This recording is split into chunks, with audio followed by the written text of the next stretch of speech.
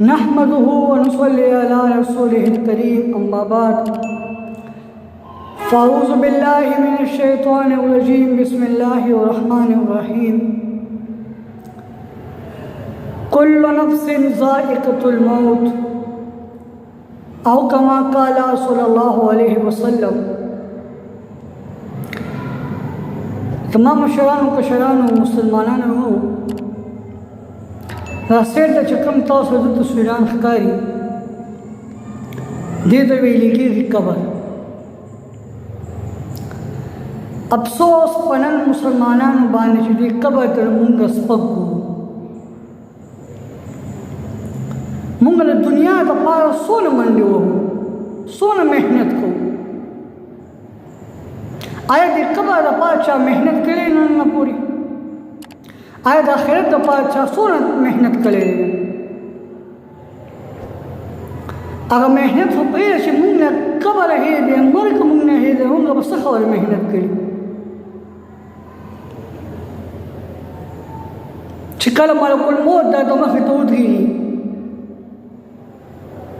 او بد عمل د انسان کلي ستا دا روح چې دی بدن دې نه پرېږدي او ملک الموت درنه په زور راکاږي، دا به څومره سخت مقام وي، څومره تکلیف به درته کېږي. یا چا سوچ کړی دی؟ زما ورونو دا قبر د آخرت د منزل نه یو منزل دی، اولنی منزل دا دی.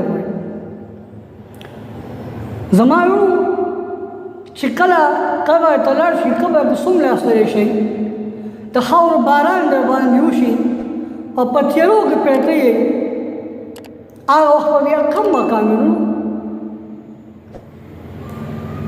زما ورونو برای مهرباني درخواست درته کوم، د الله نه ویریږئ، د الله رسول نه ویریږئ.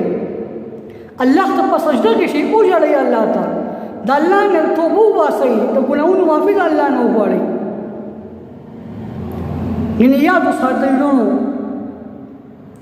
چې اوس هم توبه ونه وي ستا، نو په ځان قدم کې الله بیا توبې نه قبلوي. ګورې ښه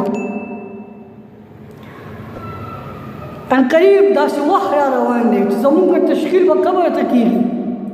قبر کې به دا جناب محمد رسول الله صلی الله علیه وسلم ته به په کوم مخ ودرېږو، الله رب العزت ته به په کوم مخ ودرېږو چې مونږ الله راضي کړی نه یم.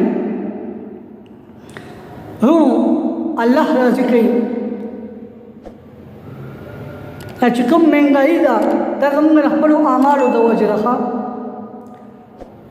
د الله نه غواړئ او برای مهرباني قبر ته لږ سوچ وکئ، قبر دپاره محنت وکئ، تیاري وکئ، آخرت دپاره محنت وکئ، تیاري وکئ چې بیا په قبر کې او په آخرت کې ذلیل او رسواګي د هغې نه بهتره دا ده چې قبر دپاره او آخرت دپاره محنت وکئ چې په جنت الفردوس کې د الله رب العزت بهترین مقام نصیب کړي.